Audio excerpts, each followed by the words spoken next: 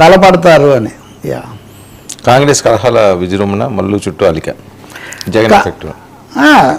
Congress party ఇప్పుడు రేవంత్ రెడ్డి మొన్న మాట్లాడింది, ఇది అంతా అయిన తర్వాత మీరు చూడండి 4 రోజులు అయింది కదా ఈ టాపిక్ మొదలు అయిపోయి, ఇంకా అయిపోయింది. ఇదిగో వేటు అదిగో వేటు, తలలు తెగిపడతాయి, ఇవన్నీ చెప్పారు మన కొంతమంది సోదరులు అయితే ఇంకా ఉత్సాహంగా. నేనైతే ఆచితూచి జరుగుతుంది, ఇది కాంగ్రెస్ పార్టీ అంత తొందరపడే పరిస్థితిలో లేదు, అనేక మధ్య మార్గాలు అనేక ఆప్షన్స్ తీసుకునే ఛాన్స్ ఉంది అన్న. ఖచ్చితంగా 4 రోజులు ఇన్ని కథనాల తర్వాత 4 రోజుల వ్యవధి, ఇప్పుడు శాసనసభ సమావేశాలకు సిద్ధం కావటం, రేవంత్ రెడ్డి శాసనసభ సమావేశాలకు వీలుగా అధికారులను సన్నద్ధం చేయటం, ఇవన్నీ చూస్తే వాళ్ళు they are putting things on hold. కొన్ని రోజులు ఈ పరిస్థితిని ఇలా హోల్డ్లో పెడదాము అనే ఒక నిర్ణయానికి వాళ్ళు వచ్చినట్టు కనిపిస్తుంది. ఈ సమయంలో ముఖ్యమంత్రి లేదా ఆయన శిబిరంలో ఏం జరుగుతుందన్న విషయం ఒకటైతే, ఉప ముఖ్యమంత్రి గతంలో పోటీదారైనటువంటి భట్టి విక్రమార్క క్యాంపు చాలా హైపర్ యాక్టివ్గా కనిపిస్తుంది. ఒక్కసారిగా నిన్న ఎప్పుడు వివాదాస్పద వ్యాఖ్యలు లేకపోతే చర్యలకు పాల్పడే కోమటిరెడ్డి రాజగోపాల్ రెడ్డి, ఇప్పుడు తుఫాను కేంద్రంగా ఉన్నటువంటి కొండా మురళి, వీళ్ళందరూ భట్టి విక్రమార్క కార్యాలయం దగ్గర ప్రత్యక్షమయ్యారు.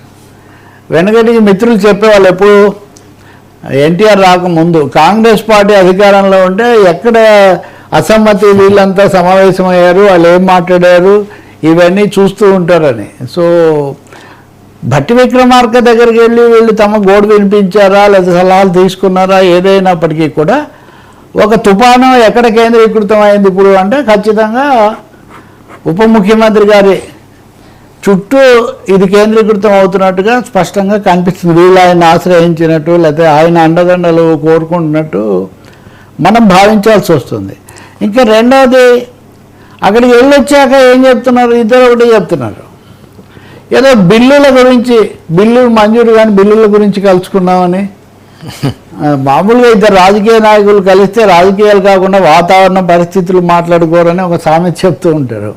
సో తెలంగాణ దీని గురించి మామూలు వాళ్ళం అంతా బుర్రలు పాల్గొట్టుకుంటే, కీలకమైన వ్యక్తులు అసలు దానికి కేంద్ర బిందువుగా ఉన్న వాళ్ళు కలిసి మేము బిల్లుల గురించి మాట్లాడాము, టీ కార్డులు చెప్పామంటే ఎవరు దాన్ని సీరియస్గా తీసుకుంటారు? ఖచ్చితంగా కాంగ్రెస్ పార్టీలో భిన్న శిబిరాలు, భిన్న శక్తులు చేరుతున్నాయి. అది రేవంత్ అనుకూల వర్గం అనండి లేకపోతే వ్యతిరేకులు అనండి, వాళ్ళ కార్యక్రమాలు చాలా వేడి అందుకున్నాయని చెప్పి మనం చెప్పాల్సి వస్తుంది. దీని పర్యవసానాలు తర్వాత ఎలా ఉంటాయి? రెండోది, సురేఖ, మురళి ఇప్పుడు రంగంలోకి రావటం, సురేఖ అంతగా ఆమె నిన్న కొన్ని అధికార కార్యక్రమాల్లో పాల్గొన్నారు. వాళ్ళు ఇప్పటికి కూడా సేమ్ స్టాన్స్, అదే వైఖరి మెయింటైన్ చేస్తున్నారు. ఏమని మా కూతురు అన్నదానికి మాకేం సంబంధం అని. అంటే ఇక్కడ చూడండి, కాంగ్రెస్ క్రమశిక్షణా సంఘం పిసిసి అంత తీవ్ర స్థాయిలో ఆగ్రహం వ్యక్తం చేసి సహించేది లేదు, చర్య తప్పదని చెప్పిన తర్వాత కూడా కొండా దంపతులు మాకేం సంబంధం అన్న వైఖరే వాళ్ళు ఇంకా పాటిస్తున్నారంటే వాళ్ళేం వెనక్కు తగ్గడం లేదు. వాళ్ళు దొరికితే వేరే ఆప్షన్ చూసుకుందాం అనుకుంటున్నారు, కానీ వాళ్ళు పూర్తిగా చేతిలో కొంతమంది అన్నట్టుగా లోబడిపోదలుచుకోలేదు. లోబడి ఉండేవాళ్ళేమో మీరు క్షమాపణ చెప్తే మీకు అన్నీ మళ్ళీ ఇబ్బందులు లేకుండా చేస్తామని ఎవరు హామీ కూడా వాళ్ళకి ఇవ్వడం లేదు. కాబట్టి ఒక ప్రతిష్టంభన, ఒక తీవ్రమైన చిక్కుముడి కాంగ్రెస్లో కొనసాగుతుంది. ఈ సమయంలో Bhatti Vikramarka centre of gravity, వీటన్నిటికి సంబంధించిన ఒక బిందువులాగా, సమీకరణ బిందువులాగా ఆయన తయారవుతున్నట్టు కనిపిస్తుంది. సో ఈ క్రమంలోనే ఈయన మాత్రమే కాకుండా కోమటిరెడ్డి రాజగోపాల్ రెడ్డి గతంలో అనేక సార్లు వివాదాస్పదంగా మాట్లాడారు. మంత్రి పదవి నాకెందుకు ఇవ్వకూడదు అన్నారు, ఒకే కుటుంబంలో అన్నదమ్ములకు ఇవ్వకూడదా, ఇలాంటివన్నీ కూడా మాట్లాడారు.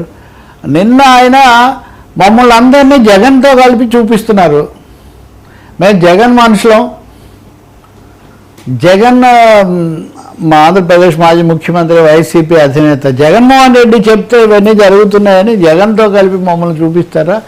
ఇదంతా ఒక పెద్ద కుట్ర జరుగుతుంది. అంటే ఇప్పుడు మొదటిసారిగా తెలంగాణ రాజకీయాల్లో జగన్మోహన్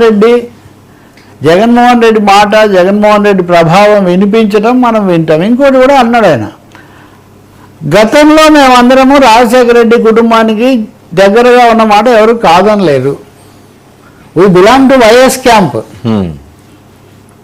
ఇప్పుడు కాంగ్రెస్ పార్టీలో లేదా కాంగ్రెస్ ప్రభుత్వంలో కొంతమంది వరకు అచ్చ కాంగ్రెస్ పచ్చ కాంగ్రెస్ అని అంటే చంద్రబాబు అనుకూలులు అని ఇలా విభజిస్తే వీళ్ళు జగన్ అనుకూలులు జగన్ వ్యతిరేకులని రెండుగా విభజించడం అంటే రాజకీయాల్లో ఏదైనా సంభవమే అన్నట్టుగా వనరులు ఉన్నవాళ్ళు ఇక్కడ జగన్మోహన్ రెడ్డి ఆంధ్రప్రదేశ్ మాజీ ముఖ్యమంత్రి అక్కడ పోరాటం ఒకటైతే తెలంగాణలో కూడా ఆయన పేరు ఆయన ప్రభావం చర్చకు రావటం అన్నది చాలా ఖచ్చితంగా ఒక ఆసక్తికరమైన విషయమే. దీని పరిణామాలు ఎలా ఉంటాయి లేదా కొంతమంది అంటున్నట్టుగా ఆయన వచ్చి మళ్ళీ ఈ లోటస్ పాండ్లో ఆయన క్యాంప్ పెడితే ఇప్పటివరకు తాడేపల్లి ప్యాలెస్తో పాటు లోటస్ ప్యాలెస్ కూడా మళ్ళీ పునరుద్ధరించబడితే తెలుగు రాజకీయాలు మరింత రసవత్తరంగా ఉంటాయి. అప్పుడు 3 అధికార కేంద్రాలు అవుతాయి మనకు. అక్కడ ఎర్రవల్లి ఫామ్ హౌస్ ఒకటి,